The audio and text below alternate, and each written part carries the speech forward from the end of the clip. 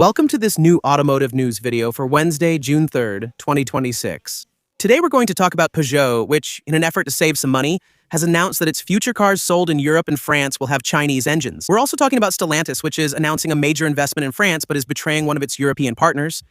And about the TikTok platform, which is going to sell its own cars. And finally, at a time when the automotive industry is becoming more and more dependent on China, we're going to talk about a new French brand that wants to make a car that's almost 100% made in France. I hope the topics I've chosen for today's video will interest you. If that's the case, I'm counting on you to show it by leaving a like, subscribing for the next videos, boosting this one, and, of course, leaving a comment where you share your thoughts on today's news.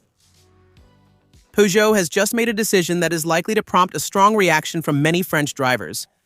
The upcoming electric Peugeot 208 is set to be unveiled at the next Paris Motor Show. We've learned that it won't be equipped with a French-made electric motor, or even a European one at launch.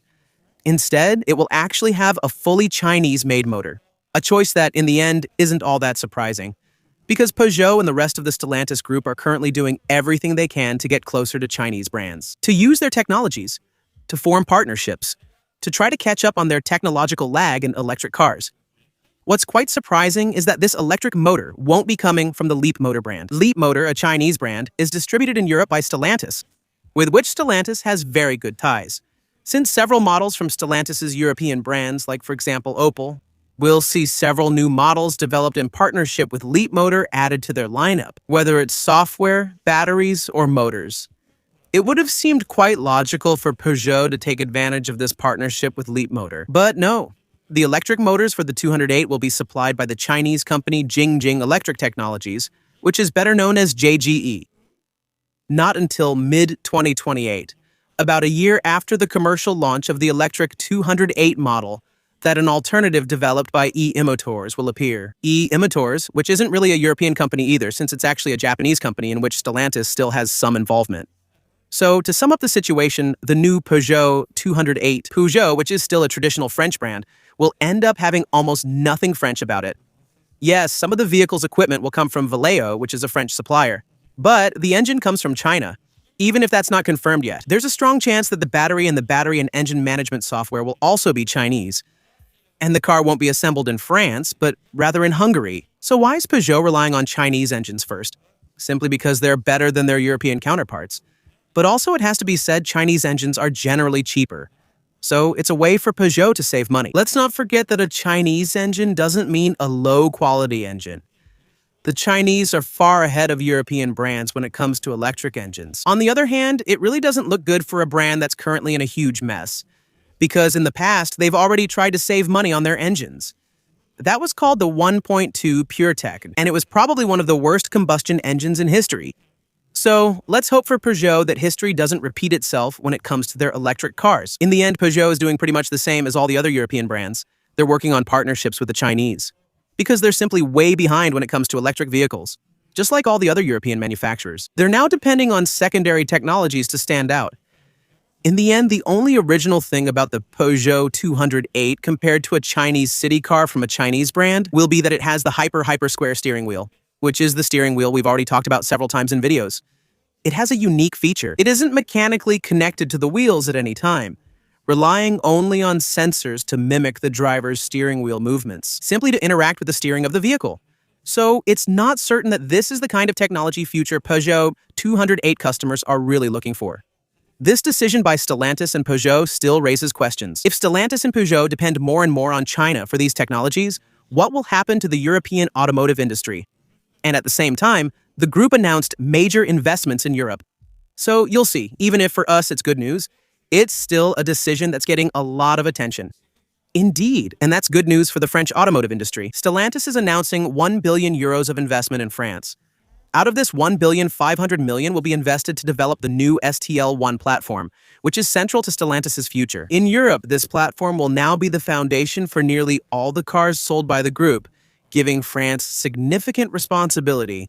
And among these 1 billion euros, there will also be 400 million euros invested to modernize the Mulhouse factory, to transform it into an electric car factory. The remaining 100 million euros will be allocated to local suppliers, simply to help the rest of the Stellantis car production chain. So, France is put back at the heart of Stellantis' strategic plan. It's a different story for Italy, since at the same time, the Mirafiori factory, which is a factory where, for example, the Fiat 500 is produced, and which is a historic factory for the group. Really, Mirafiori is a big factory. The factory was not mentioned in any industrial production plan at all. Not for any of the 60 new Stellantis models that are supposed to arrive in Europe by 2030. Basically, after the current Fiat 500, there are no vehicles assigned to Mirafiori. And that really doesn't look good for this factory. This factory used to be central to the group. The current Fiat 500, even with a hybrid engine, is selling poorly. The electric model also sells badly due to its high price, short range, heaviness, and lack of fun compared to the gasoline version. They're now trying to salvage what they can. Fiat quickly cobbled together a hybrid version of the current 500 based on a platform that wasn't designed for it. And, well, it's a car that just isn't appealing, because it's the same thing. It's expensive for what it is. And, above all, it's sluggish. The Fiat 500S used to be fun before. As cars, they were light. Even with small engines, they worked well. Now, for the 0 to 100 of the new Fiat 500 hybrid, it takes 16.2 seconds, which makes this car one of the slowest on the current market. And it makes this car anything but dynamic. Unlike the old 500 in short, an electric car doesn't sell very well. Currently, hybrid versions aren't selling well. The Mirafiori factory aimed to produce 100,000 vehicles this year, but made only 15,000 in the first quarter due to low demand. Local unions estimate that the forecast should be revised downward by nearly 40%, which would bring annual production to around 70,000 vehicles per year at best. So between this commercial flop and the fact that the factory doesn't have any models planned in its production schedule, well, things are looking particularly bad for Mirafiori. It might simply disappear in the coming years. While there's this little squabble going on between Stellantis France and Stellantis Italy, you should know that a new revolution is already underway, which comes neither from France, nor from Italy, nor even from a Chinese car manufacturer. It comes directly from TikTok. TikTok, previously uninvolved in the automotive world in China or globally, is now entering the automobile industry. It is not doing it under its own name, but under the name ByteDance, which is the parent company that owns TikTok, which has partnered with the Chinese manufacturer CRS to actually launch a new automotive brand. Here, ByteDance's ambition is quite broad: to integrate artificial intelligence and TikTok's technological ecosystem directly into the car's interior. What will this actually look like?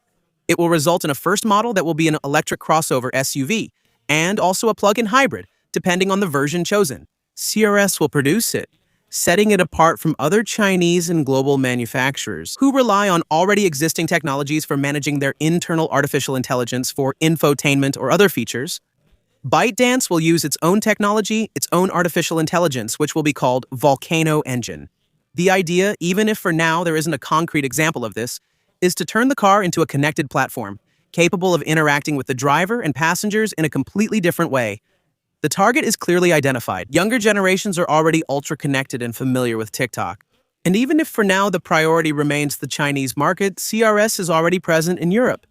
Its arrival in Europe, and perhaps in France in particular, is definitely a serious matter. Peugeot sources its engine from China, and TikTok aims to enter our cars. A small French company is taking on a challenge that seems almost impossible. It's a new little car called the EL-Pop. Behind this project is the Automotive Agency, which is a French specialist in used cars. They've decided to embark on the adventure of car manufacturing. Good luck to them. The timing is still complicated, let's be honest. The goal here is simple: to offer a micro-electric car made in France designed for short daily trips. The EL Hip-Hop will be available in two versions. One version is limited to 45 km/h and can be driven from the age of 14 with an AM license, as well as a larger version capable of reaching 90 km/h available from the age of 16 with a B1 license. In terms of range, the manufacturer claims about 70 km for the EL Hip-Hop 45, and between 130 and 140 km for the EL Hip-Hop 90. It will have a 48-volt LFP battery, so don't expect ultra-impressive charging performance. Here, they're simply talking about a car that can fully recharge in 3 to 5 hours. It also aims to be practical with a trunk of about 350 liters and a removable roof. And even later, a 4-wheel drive version. It will even be able to move sideways thanks to a crab walk function. The assembly will be done at Sontheim in Alsace. Sorry to the people of Alsace if I mispronounced it. A large part of the vehicle's components will come from the Grand Est region, with a stated goal of 80% local content. Only the batteries will remain imported, Chinese batteries. The announced prices start at around 11,000 euros for the Hip-Hop 45, 15,000 euros for the Hip-Hop 90, and 17,000 euros for the future 4x4 version. The pre-series is expected by the end of 2026, and the first deliveries are scheduled in France between March and September 2027. The company aims for a production of 1,500 vehicles per year, with a break-even point set at only 600 units. So this small car should rather be considered a heavy quadricycle, technically speaking. It's more of a new competitor to the Citroën Ami than a real new road car. In any case, the challenge seems huge. And it's true that after talking about Chinese engines, TikTok, and the billions invested by Stellantis, we wonder a bit how this new small French brand is going to manage in a market largely dominated by global giants. We'll see how it turns out. There you go, we're keeping our fingers crossed that the French industry might experience a revival thanks to this kind of initiative. In the meantime, I hope you found this video interesting. If that's the case, I'm counting on you to show it by leaving a like and subscribing for the next videos, and possibly by becoming a supporter through the join button below this one. I'll see you tomorrow for the next one. Bye.